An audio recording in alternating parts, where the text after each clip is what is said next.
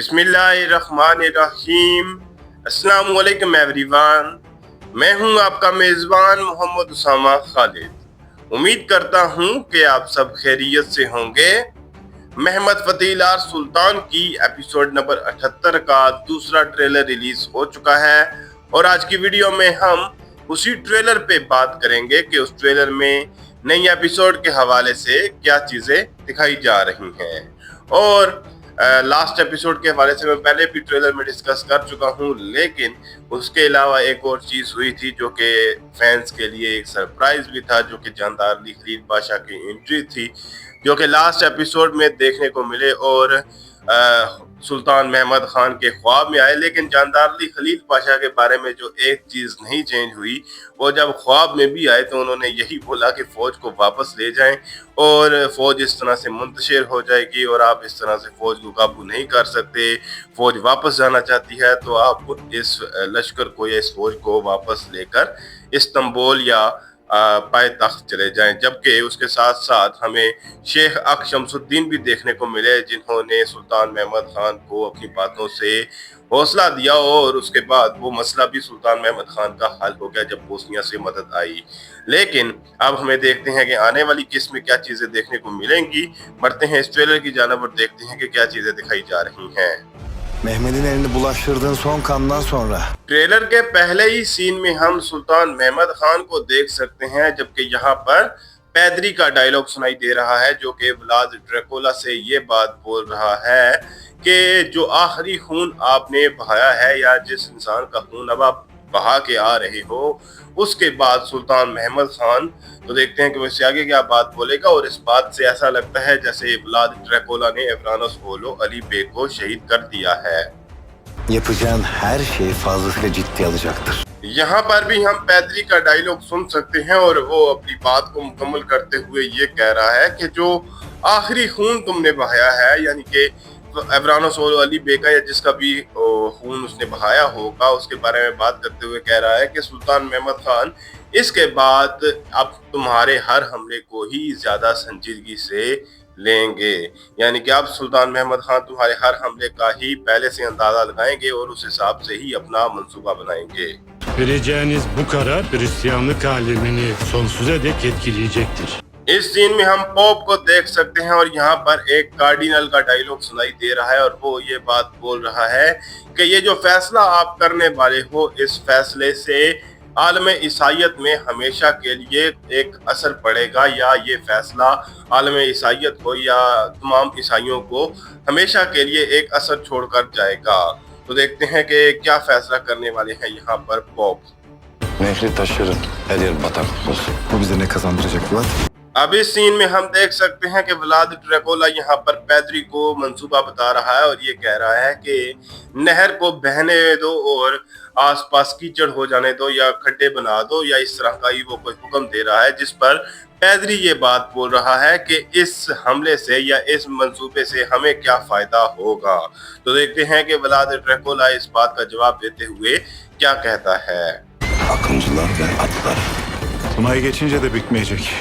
पैदरी की बात का जवाब देते हुए व्लाद ड्रैकुला ये बात बोल रहा है कि अकंजी और उनके घोड़े, यानी कि जब अकंजी जो है वो अपने घोड़ों के साथ हम पर हमला करने के लिए आएंगे तो ये जो पानी है इससे वो आहिस्ता हो जाएंगे या हमें और वक्त मिल जाएगा। जबकि उसके साथ साथ सुल्तान महमद खान का डायलॉग भी सुनाई दे रहा है और वो ये बात बोल रही है कि अगर हम दरियाए दनूब को पार भी कर लेते हैं तो भी ये मसले या ये मामला खत्म नहीं होगा। Bizi zorlu bir yolculuk bekler. Mehmet eğer ilk denemesinde başarısız olursa Vlad. यहाँ पर एक जानब सुल्तान महमद खान अपनी बात को मुकम्मल करते हुए ये कह रहे हैं कि हमें या हमारे सामने एक मुश्किल सफर इंतजार कर रहा है या एक मुश्किल मुहिम हमारा इंतजार कर रही है। जबकि उसके साथ साथ पैदरी का डायलॉग भी सुनाई दे रहा है और वो ये बात बोल रहा है कि अगर सुल्तान महमद खान का पहला हमला या उनकी पहली कोशिश नाकाम हो गई तो देखते हैं कि इससे आगे पैदरी क्या बात बोलेगा। Toparlanmaları haftalarını alır. O zamana kadar da Macarlar gelir. अब यहाँ पर हम पैदरी का डायलॉग सुन सकते हैं और वो अपनी बात को मुकम्मल करते हुए यही कह रहा है कि अगर सुल्तान महमद खान का पहला हमला या उनकी पहली कोशिश नाकाम हो गई तो इसके बाद उनको दोबारा फौज को इकट्ठा करने में हफ्ते लग जाएंगे। जबकि उसके साथ साथ हम यहाँ पर व्लाद ड्रैकुला का डायलॉग भी सुन सकते हैं और वो ये बात बोल रहा है कि तब तक जो हंगरी के सिपाही हैं वो हम तक पहुंच जाएंगे, यानी कि बादशाह मतियास कर्विनास भी शायद उनको मदद भेज दे।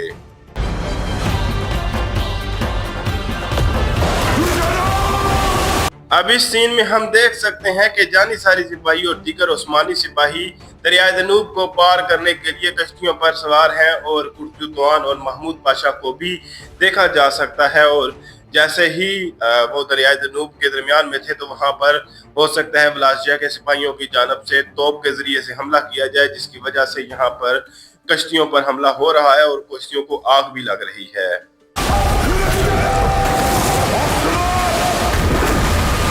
तो यहाँ पर जैसा कि देखा जा सकता है कि यहाँ पर जो कश्तियां हैं वो डूबती हुई नजर आ रही हैं, यानी कि इस हमले के बाद जानिसारी सिपाही और उस्मानी फौज आगे नहीं बढ़ पाएगी। और हो सकता है पहले ट्रेलर में जो हमें कुर्तुआन जानिसारी सिपाहियों की कब्रों के साथ दिखाए गए वो वही कब्रें हों जो कि इस कोशिश के दरमियान शहीद हुए हों, यानी कि वो जानिसारी सिपाही जो कि इसी दरिया में डूब के शहीद हो गए।